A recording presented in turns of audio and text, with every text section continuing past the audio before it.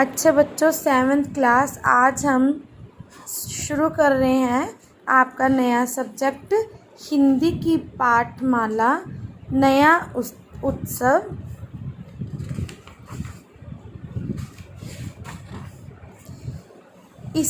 इस पाठमाला की पहली कविता है इतने ऊंचे उठो।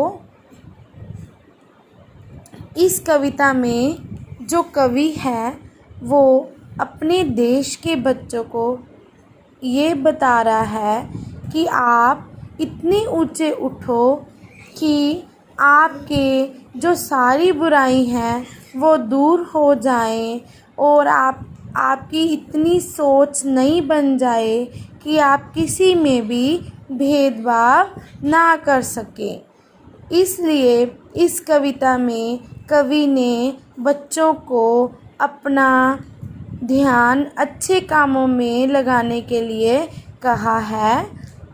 इस कविता की पहली पंक्ति है इतने ऊंचे उठो कि जितना ऊंचा गगन है।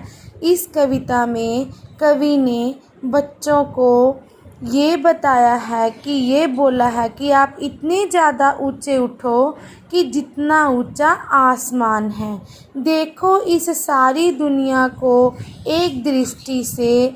आपकी सोच इतनी अच्छी हो कि आप इस पूरे संसार को एक ही नज़र से देखें। सिंचित करो धरा समता की भाव वृष्टि से और अपनी अच्छाई से इस धरा को, इस धरती को सिंचित करो। सिंचित करना कि जैसे पानी से किसी भी वृक्ष को पानी दिया जाता है, वैसे आप अपनी अच्छी सोच से धरती माता को अच्छी तरह से सिंचित करो।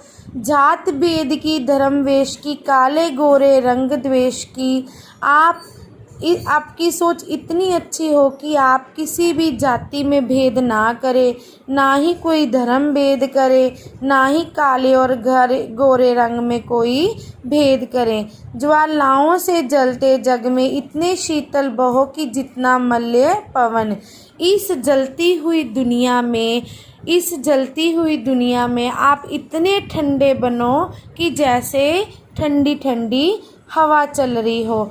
नए हाथ से वर्तमान का रूप संवारो, नई तुलिका से चित्रों के रंग उबारो।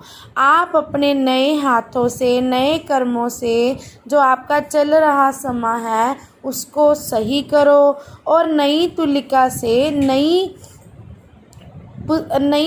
से आप नए नए रंगों से चित्रों को उभारो। नए राग को नूतन स्वर दो। जो नया राग है उसको नया स्वर दो। भाषा को नूतन अक्षर दो। जो भाषा है हमारी मातृभाषा है उसको नए अक्षर दो। युग की नई मूर्ति रचना में इतने मौलिक बनो कि जितना समय सर्जन हो। इस दुनिया की, इस जग की नई मूर्ति रचना करो। अपनी नई इंसानिक शक्ति को प्रसन्न करो।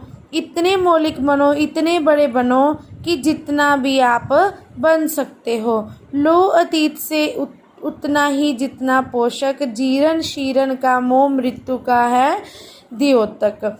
आप अपने अतीत को भूल जाओ और अपने अतीत को भूल के इतना ऊंचा उठो कि जैसे कोई इंसान मृत्यु को भूल जाए।